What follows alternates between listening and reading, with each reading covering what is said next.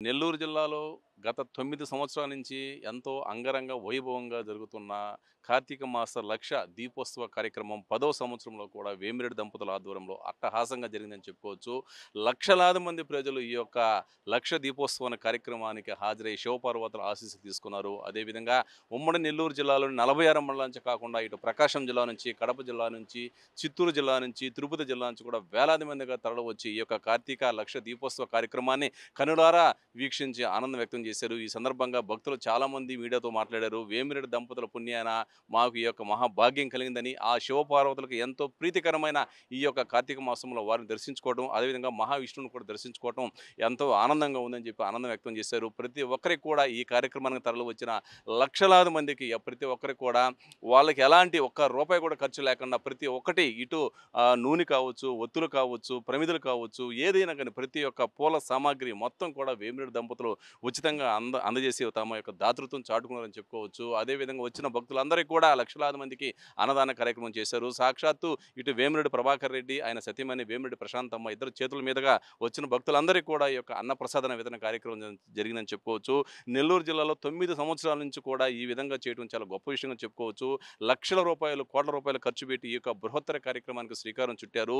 అదేవిధంగా నెల్లూరు సిటీ మొత్తం కూడా ప్రతి చోట కూడా ఈ యొక్క స్పీకర్స్ ఏర్పాటు చేశారు. ఇక్కడ వీఆర్‌సీ గ్రౌండ్‌లో ఏవైతే మంత్రాలు అక్కడ పూజారులు చెబుతుంటారో అవంతా సిటీ మొత్తం వెదజల్లాలనే ఉద్దేశంతో ప్రతి చోట ప్రతి అడుగున కూడా ఈ యొక్క మైకులు ఏర్పాటు చేయడంతో అక్కడ వీఆర్‌సీ గ్రౌండ్‌లోకి వెళ్ళలేని భక్తులకు సాక్షాత్తు ఈ యొక్క మైకుల ద్వారా అక్కడికి వచ్చిన ముఖ్యమైన పీఠాధిపతులు చెప్పే యొక్క సారాంశం మొత్తం ఇక్కడ ఇళ్లల్లో ఉండి కూడా వినే మహాభాగ్యాన్ని కల్పించని చెప్పుకోవచ్చు. ఏదేమైనా గానీ ఈ యొక్క లక్ష దీపోత్సవ కార్యక్రమం నెల్లూరు జిల్లాలో అట్టహాసంగా 10వ సంవత్సరం పూర్తి చేసుకుంది. వచ్చేది 11వ సంవత్సరం అని చెప్పుకోవచ్చు.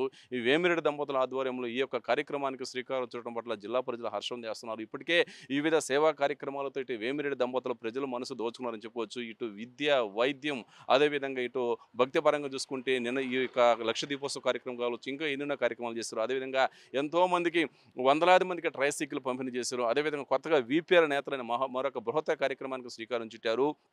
ఈ యొక్క వీపీఆర్ నేత్ర కార్యక్రమం ద్వారా ఇటు పార్లమెంటు పరిధిలోని 7 నియోజకవర్గాల్లో కూడా ప్రతి ఒక్కరికి కంటి చూపు పుష్కలంగా ఉండాలన్న ఉద్దేశంతో 3,00,00,000 పైగా ఖర్చు పెట్టి ఒక బస్సు తయారు చేయించారు. అందులో సౌకర్యాలు ఉన్నాయి.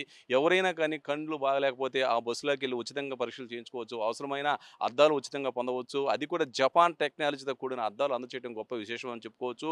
ఒక్కో అద్దం దాదాపు 15,000 పైగా విలువ పలుకుతుంది. ఎంతమందికైనా అవసరమైన 1,00,000 మంది కావచ్చు, 2,00,000 మంది కావచ్చు, 10,00,000 మంది కావచ్చు, ఎంతమందికైనా అవసరమైతే అద్దాలు ఉచితంగా పంపిణీ చేస్తామని చెప్పి వేమిరెడ్డి దంపతులు కూడా చెప్పడం జరిగింది. ఈ యొక్క బృహత్తర కార్యక్రమాలతో నెల్లూరు జిల్లాలో వేమిరెడ్డి దంపతులు తమకంటూ ఒక ప్రత్యేక ముద్ర వేసుకున్నారని చెప్పుకోవచ్చు. అదేవిధంగా ఈ 3 రోజులు కూడా ఇటు వీఆర్‌సీ గ్రౌండ్‌లో జరిగిన ఈ యొక్క లక్ష దీపోత్సవ కార్యక్రమానికి లక్షలాది మందిగా తరలివచ్చారు.